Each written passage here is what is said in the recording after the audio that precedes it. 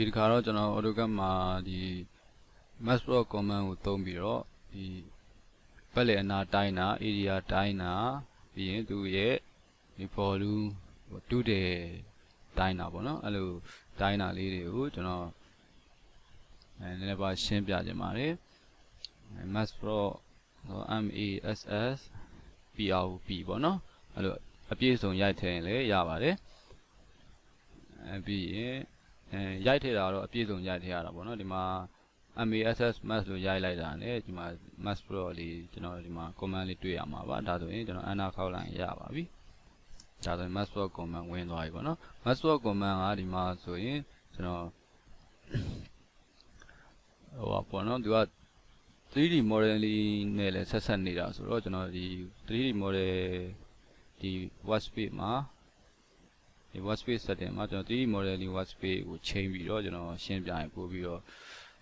3D သဘောတရားလည်းပါတာဆိုတော့ပို့ပြီးတော့ရှင်းလိုက်မယ်ထင်ပါတယ်အဲ့လိုဆိုရင်ကျွန်တော်ဒီကောင်ချိန်လိုက်ပါမယ် 3D model လေး workspace ကိုကျွန်တော်ချိန်လိုက်ပါမယ်သူက massprop command က massprop command ကဒီမှာ line တွေမှာသုံးလို့မရပါဘူးဒီ poly line တို့မှာရိုးရိုး line ပေါ့နော် poly line ဆိုတော့တစ်ဆက်သေး line ပေါ့ဟိုမှာ PL နဲ့ဆွဲထားတယ်ဒီလို poly line တွေမှာဆိုရင် massprop command သုံးလို့မရပါဘူးနောက်ပြီးရင်ရိုး line တွေမှာဆိုရင်လည်းmassprop command ဒီလို line တွေမှာဆိုလည်း massprop command သုံးလို့မရပါဘူးသူက 3D model မှာသုံးတဲ့ command ဖြစ်တဲ့အတွက်ကြောင့်မို့သူက surface တွေရဲ့ 3D solid တွေမှာပဲသူကသုံးတာပါအဲ့လိုဆိုတော့ကျွန်တော်တို့ဒီ line တွေကိုကျွန်တော်တို့ area တွေအတိုင်းအတာတွေကြည့်ကျင်တယ်ဆိုရင်တော့ကျွန်တော်ဒီကောင်ဆိုရင်ဒီကောင်လေးကိုကျွန်တော် area ကြည့်ကျင်တယ်ဆိုရင်ကျွန်တော်ဒီကောင် right click ထောက်ပြီးတော့ select map right click ထောက်ပြီးတော့ property ကနေကျွန်တော်ဒီလိုကြည့်လို့ရပါတယ်ဒီမှာ geometry မှာသူ့ရဲ့ area ဘယ်လောက်ဆိုတာပေါ်ပါတယ်ဒါကတော့ကျွန်တော်ဒီမှာ poly line ပေါ့နော်တစ်ဆက်သေး line ဒီလိုပေါင်ပိတ်ဖြစ်နေတဲ့အခြေအနေတွေမှာကြည့်လို့ရပါတယ်ပြီးရင်သူရဲ့အတိုင်းတာပေါ့နော် length အလျားပတ်လည်နာဘယ်လောက်အရှည်ရှိတယ်ဆိုတာပေါ့နော်ဒီမှာ property မှာကြည့်လို့ရပါတယ်ဒီလိုဟာလေးတွေဆိုရင်လည်းကျွန်တော်ဒီမှာ select မှတ်ပြီးတော့ property box ခေါ်ထားပြီးတော့ဒီမှာ geometry မှာဒီမှာသူရဲ့ length ဘယ်လောက်ရှိလဲပေါ့နော်ဒါကတော့ကျွန်တော်တို့အလွယ်တကူ dimension တိုင်းနဲ့တူတွေနဲ့ကျွန်တော်တိုင်းသွားလို့ရတာဆိုတော့ဒါတော့ကိစ္စမရှိပါဘူးဒီကောင်ကတော့ကျွန်တော်ဒီလိုပေါင်ပိတ် poly line ပေါင်ပိတ် poly line တွေကိုကျွန်တော်ဒီမှာ area ကြည့်မယ်ဆိုရင် right click ထောက် property ခေါ်ထားပြီးတော့ကျွန်တော်ဒီမှာကြည့်လို့ရပါတယ်ဒါဆိုရင်သူရဲ့ area ဘယ်လောက်ရှိလဲဆိုတော့ကြည့်လို့ရပါတယ်တခုရှိတာဒီလို line တွေဆိုလို့ရှိရင်ကျွန်တော်ကဥမာအထဲမှာကျွန်တော်တို့ဒီမှာဒီလိုနှုတ်စရာတွေပါတယ်ရှိလို့ရှိရင်ကျွန်တော်လိုချင်တာဒီဘက်ဒီ area ပေါ့နော်ကျွန်တော်တို့ကနောက်ပြီးတော့ဒီ area လေးကကျွန်တော်နှုတ်ပေးရမှာဆိုတော့ကျွန်တော်ဒီကောင် select မှတ်ပြီးတော့ဒီမှာကြည့်မယ်ဆိုလို့ရှိရင်ဒီတစ်ခုလုံးရဲ့ area ကြီးပဲကျွန်တော်ရမှာပေါ့နော်ပြီးရင်သူကအလျားဟာလေးကိုနှုတ်ပေးရမှာဆိုရင်အလျား area လေးကိုကျွန်တော်ကြည့် select မှတ်ရအောင်မယ်ပြီးရင်ဒီမှာကြည့်ရအောင်မယ်သူ့ရဲ့ area ပေါ့နော်ပြီးရင်ဒီ area အပြင်ကတစ်ခုလုံး area တွေကနေဒါလေးကိုကျွန်တော်နှုတ်ပေးရမှာပေါ့ကျွန်တော်ဒီ area ရမယ်ဆိုရင်ကျွန်တော်အဲ့လိုလေးလုပ်ပေးရပါတယ်ဒီ property ကနေကြည့်မယ်ဆိုရင်တော့ဒီမှာကျွန်တော်တို့ massprop command ကိုသုံးမယ်ဆိုရင်တော့ကျွန်တော်ဒီလိုဟာတွေကိုကျွန်တော်သုံးလို့မရပါဘူးကျွန်တော် mass ဒီမှာ prop ပေါ့နော် massprop command ကိုကျွန်တော်ဝင်လိုက်ပြီးတော့ကျွန်တော်ဒီဟာတွေကို select မှတ်ထားပြီးကျွန်တော်အနာခောက်ကျွန်တော်ဒီကောင် massprop command မဝင်ပါဘူးmassprop command ကကြတော့ကျွန်တော် solid တွေမှာပဲသုံးလို့ရတာဆိုတော့ကျွန်တော်ဥပမာကျွန်တော်ဒီဟာကိုဒီ plan မှာကျွန်တော် floor area ကျွန်တော်ဒါလေးတိုင်းပြပါမယ်အဲ့လိုဆိုရင်ကျွန်တော်အရင်ဆုံးကျွန်တော်ဒီကောင် poly line ကျွန်တော်ပတ်လိုက်ပါမယ် PL adder ဆိုပြီးတော့ကျွန်တော် poly line ပတ်လိုက်ပါမယ်ဆိုတော့ row line ပတ်လည်းရပါတယ်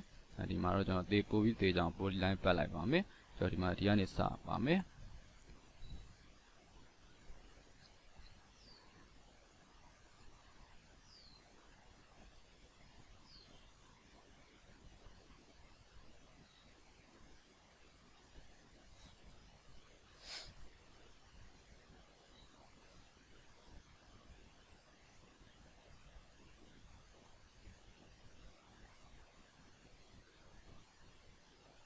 ကျွန်တော်ဒီ poly line ပတ်တဲ့အခါမှာကျွန်တော်ဒီအစမှတ်နဲ့အဆုံးမှတ်ပေါ့နော်ဒီဟာလေးကိုတစ်ထပ်ထဲကြာရင်ပို့ပြီးတော့ အဲ့ဒါနည်းပါတယ်အဲ့လိုဆိုရင်ကျွန်တော်ဒီအပြင်တစ်ပတ်လုံးပတ်ပြီးပေါ့နော်နောက်တစ်ခုကဒီ passport area မှာဆိုကျွန်တော်ဒီလေကားခွင်လေးနှုတ်အောင်ပါပေါ့နော်အဲ့ဒါဆိုရင်ကျွန်တော်ဒီလေကားခွင်လေးကိုလည်းအဲ့လိုပဲ polyline ပတ်လိုက်ပါမယ်ကျွန်တော်ဒီကောင်လေး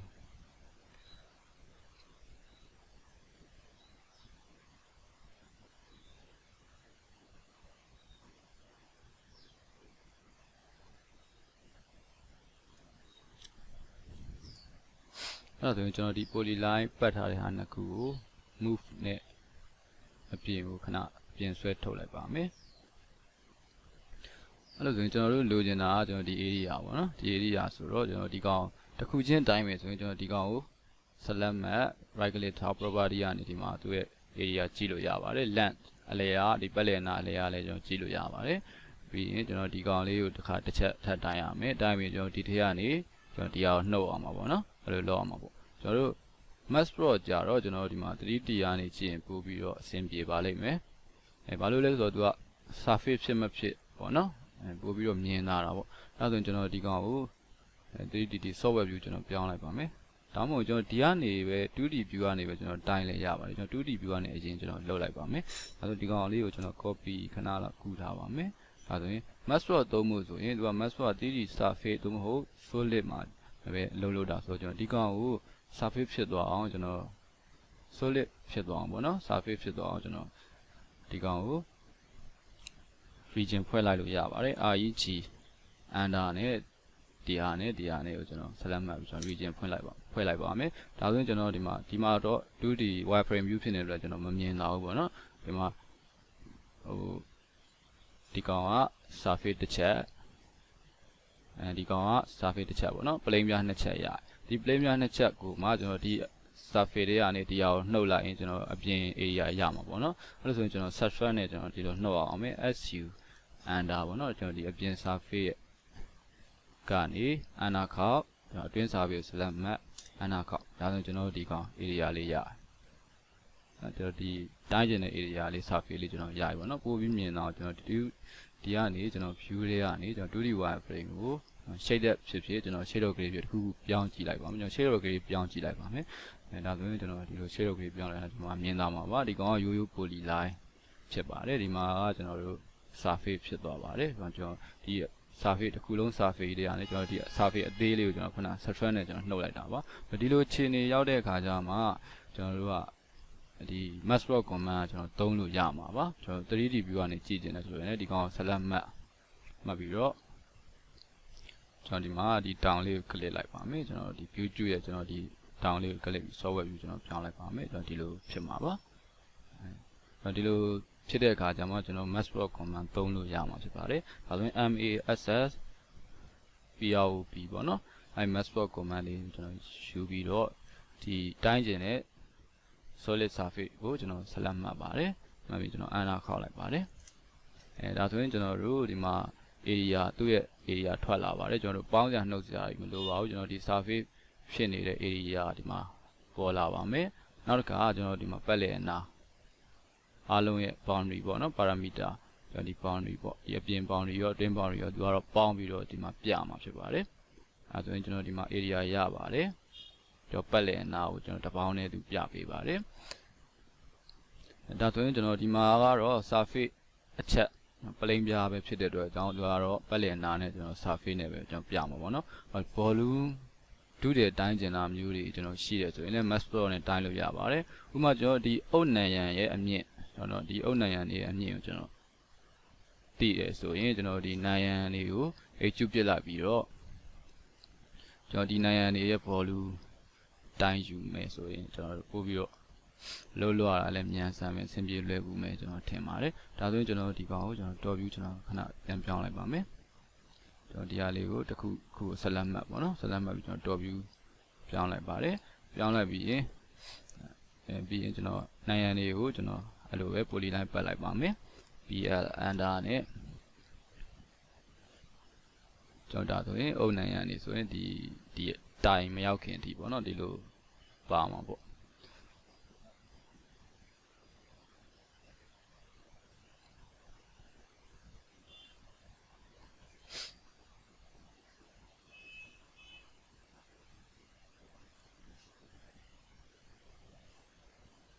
ဒီတစ်ခုရပါတယ်နောက်တစ်ခုကကျွန်တော်တခြားနေရာနေဆိုကျွန်တော် rectangle လေးပတ်လိုက်လဲရပါတယ်ကျွန်တော်ဒီမှာဆို rectangle လေးရှိပါတယ်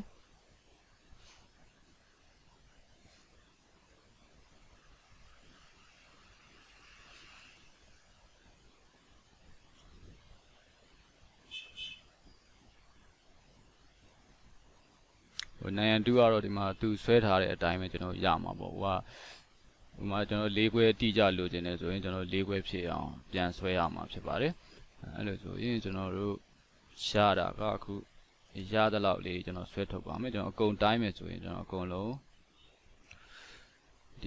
လိုက်ပြီးတော့ကျွန်တော်အဲ့လိုပတ်ရမှာဖြစ်ပါတယ်အခုကျွန်တော်တိုင်းထားသမျှလေးကိုပဲကျွန်တော်ဒီ poly line ပတ်ထားသမျှလေးကိုပဲကျွန်တော်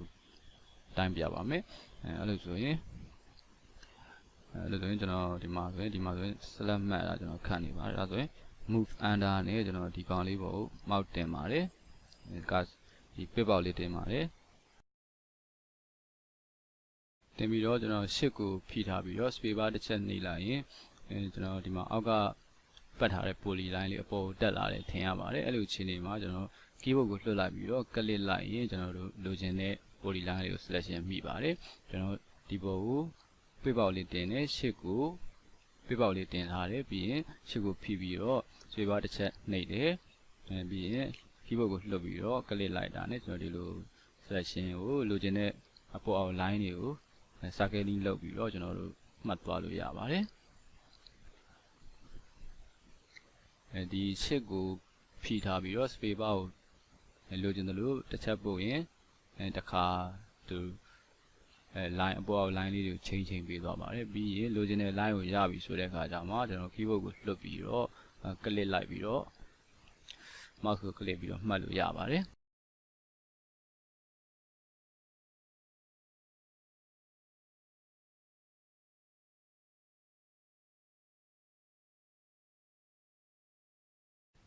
ဒီလိုမှတ်သွားလို့ရပါတယ်ကျွန်တော်အဲ့ဒါဆိုကျွန်တော်ဒီလောက်ထားသမျှပေါ့နော်ဒီ poly ပတ်ထား poly line ပတ်ထားသမျှလေးကိုပဲကျွန်တော်လုပ်ပြအောင်မယ်ဒါဆိုကျွန်တော်ဒီကောင်လေးကိုအပြင်ဆွဲထုတ်လိုက်ပါမယ်ဒါဆိုရင်ကျွန်တော်တို့ 3D ပြောင်းလို့ရပြီပေါ့နော် HU ပြစ်လို့ရပြီပေါ့အဲ့ဒါဆိုရင်ကျွန်တော်ဒီကောင်လေးကိုပဲ select မှတ်ပြီးတော့ software view ကျွန်တော်ပြောင်းလိုက်ပါမယ်ကျွန်တော်ဒီ 3D view ကနေ software view ကနေကြည့်တဲ့အခါကျမှပို့ပြီးတော့မြင်သွားမှာဖြစ်ပါတယ်ဒါဆိုရင် EHD under နဲ့ကျွန်တော်ဒီကောင်လေးကို select မှတ်တယ် under ခောက်တယ်ခောက်ပြီးကျွန်တော်ဒီမှာဥပမာ height ကကျွန်တော်တို့ height ကတော့ကျွန်တော်တွက်ထားတဲ့ height ပေါ့နော်ကျွန်တော်ဒီဘင်းနှုတ်ထားပြီးသား height အဲ့ဒီ height ပေါ့နော်6ပေမြင့်6ပေကျွန်တော်ရိုက်ထည့်လိုက်ပါမယ်6ပေကျွန်တော် under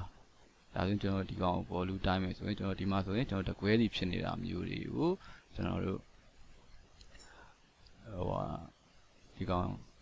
ပေါင်းကျင်တယ်ဆိုရင် union ပေါ့ UNI under ကျွန်တော်ဒီမှာလဲ union ပါပါတယ်ကျွန်တော်ဒီမှာ solidity မှာဒီ union တွေတွားနေရပါတယ်union click ပြီးတော့ကျွန်တော်ဒီမှာပေါင်းကျင်တဲ့ object အားလုံးကိုကျွန်တော် solid အားလုံးကိုကျွန်တော် select မှတ်ပါတယ်မှတ်ပြီးတော့ under ခောက်ပါတယ်ဒါဆိုကျွန်တော်တတွဲလေးဖြစ်သွားတယ်ဒီတတွဲလေးဖြစ်သွားတဲ့အချိန်မှာတခါတည်းဒီ massprop ကိုသုံးပြီးတော့တခါတည်း volume ကြည့်လိုက်လို့ရပါတယ်ဒါဆိုရင် MASS PROP ပေါ့နော် massprop under ပြီးရင်ဒီကောင်ကို select map under ခောက်ဒါဆိုရင်ကျွန်တော်တို့ဒီမှာကျွန်တော်တို့ဒီနိုင်ရန်ရဲ့ volume အဲ့ဒီမှာ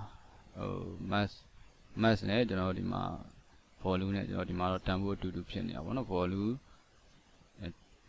2bit inch နဲ့ပေါ့နော်ကျွန်တော်ဒီလိုပြပြရဖြစ်ပါတယ်အဲ့လိုဆိုရင်ကျွန်တော်ဒီမှာဒီကောင်ကို right click ထောက်ပြီးတော့ဒီမှာ property ကကြည့်မယ်ဆိုရင်ကျွန်တော်ဒီမှာ 2bit feet တန်ဖိုး volume တန်ဖိုးကျွန်တော်ဒီမှာမတွေ့ပါဘူးအဲ့ဒါကြောင့်ကျွန်တော်ဒီမှာ massprop command ကိုသုံးရတာဖြစ်ပါတယ်ကျွန်တော်ဒီမှာရိုးရိုးဒီလို surface ကိုကျွန်တော် area သိကျင်တာမျိုးဆိုရင်တော့ right select map right click top property ကနေကျွန်တော်ဒီမှာ geometry area ဒီမှာကြည့်လို့ရပါတယ်ဒီမှာ square inch လည်းပါတယ် square feet လည်းဒီမှာတန်းပါပါတယ်ပြီးရင်ဒီမှာ parameter လည်းဒီမှာကြည့်လို့ရပါတယ်ဥပမာကျွန်တော်ဒီဟာတွေဆိုရင်ကျွန်တော် 3D solid ဖြစ်သွားပြီပေါ့နော်ဒီကောင်ကိုကျွန်တော် surface တွေပဲတိုင်းကျင်တယ်ဆိုရင်ကျွန်တော်ဘယ်လိုလုပ်မလဲဒါဆိုရင်ကျွန်တော် export ခွဲလိုက်ဖို့ပဲလိုပါတယ် h under နဲ့ကျွန်တော်ဒီကောင်ကို select map ပြီးရင် under ခေါက်ရင်ကျွန်တော် export လုပ်လိုက်ပါတယ်ဒါဆိုရင်ကျွန်တော်တို့သူက solid မဟုတ်တော့ဘဲနဲ့ကျွန်တော်တို့ဒီမှာ surface တွေဖြစ်သွားတာပေါ့နော်ကျွန်တော်တို့ လုံးဝကြီး solid မဟုတ်တော့ဘဲနဲ့ကျွန်တော်ဒီမှာ surface တွေအဖြစ်ပဲကွဲထွက်သွားတာဆိုတော့ကျွန်တော်ဒီ surface တစ်ခုချင်းစီမှာကျွန်တော်ဒီမှာ light တိုင်းလို့အဆင်ပြေပါမယ်ဒါဆိုရင်ကျွန်တော်တို့ area တိုင်းဖို့ဆိုရင်ကျွန်တော်ဒီမှာ painting area သဘောမျိုးပေါ့နော်အဲ့လိုတိုင်းဖို့ဆိုရင်ကျွန်တော်ဒီ surface တွေရဲ့ဒီ surface ရဲ့ဒီကောင်လေးလိုပါမယ်ဒီကောင်လေးလိုပါမယ်ဒါဆိုရင်ကျွန်တော်ဒီ surface အားလုံးကိုကျွန်တော် select မှတ်လိုက်ပေါ့နော် select မှတ်ပြီးတော့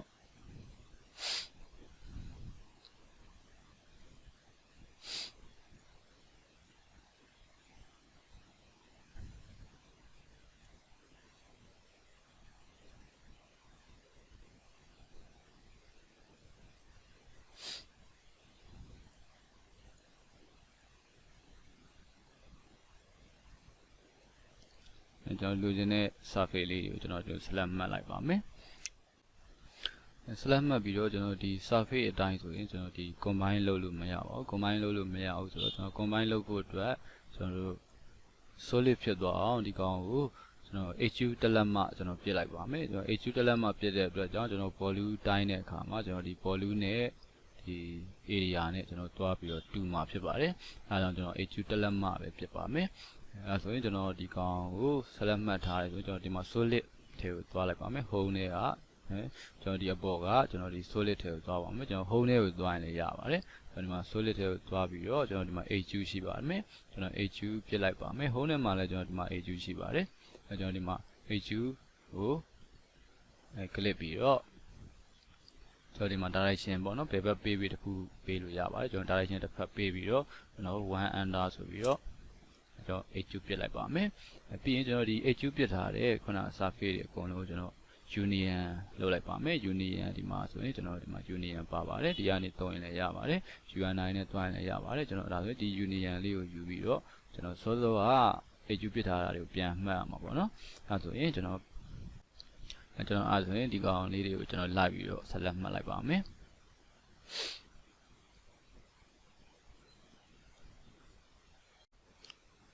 ဒီ select မှတ်ပြီးတော့ဒီ view ကမြင်ရတဲ့ဟာကိုပဲကျွန်တော်အရင် union လုပ်လိုက်ပါမယ် combine လုပ်လိုက်ပါမယ်အနာခောက်လိုက်ပါမယ်ပြီးရင်ဒီကောင်ကို select မှတ်ပြီးတော့ view ပြောင်း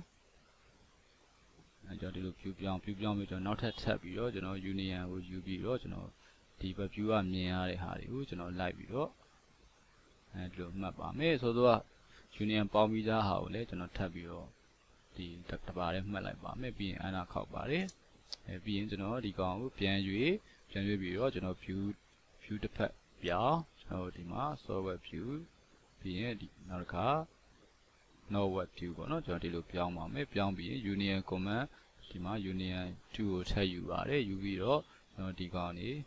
ဒီဘက် view ကမြင်ရတာတွေရောစောစောကပေါင်းပြီးသားဟာတွေရောပေါ့နော်အဲ့ဒါတွေ select မှတ်ပြီးတော့ကျွန်တော်အနာခောက်လိုက်ရင်ကျွန်တော်ဒီမှာလိုချင်တဲ့မျက်နှာပြင်တွေအားလုံးကျွန်တော် combine လုပ်ပြီးသားဖြစ်သွားပါတယ်ဒါဆိုရင်ကျွန်တော်ဒီဟာကို massprop နဲ့ mass PRP pro ပေါ့နော် massprop command ဝင်ပြီးတော့ကျွန်တော်ဒီလိုချင်တဲ့မျက်နှာပြင်တွေကိုကျွန်တော်ဒီမှာ select မှတ်ပြီးတော့ကျွန်တော်အနာခောက်လိုက်တာ ਨੇ ဒီမှာ volume cubic inch ပေါ့နော် volume ဒီကောင် cubic inch ကျွန်တော်ဒီမှာရပါတယ်ဒီကောင်ကကြတော့ကျွန်တော် HU အထူတစ်လက်မှရှိပေမဲ့လေကျွန်တော်ဒီမှာ volume နဲ့ area နဲ့အတူတူပဲလို့ use ထားလို့ရတာဆိုတော့ကျွန်တော်ဒီကောင် area ကိုလည်းဒါကိုလည်း area ကိုလို့ use လိုက်လို့ရပါတယ်ဒီ massprop အသုံးပြုနည်းလေးတွေအောင်ကျွန်တော်ရှင်းပြလို့ကြားနေတာပေါ့နော်ဒီကောင်အများအားသုံးနေတဲ့သူအတွက်ဆိုရင်တော့ဒီလွယ်လွယ်ကူကူမြန်မြန်ဆန်ဆန်နဲ့ဒီကောင်နေအသုံးပြုနိုင်မှာပါ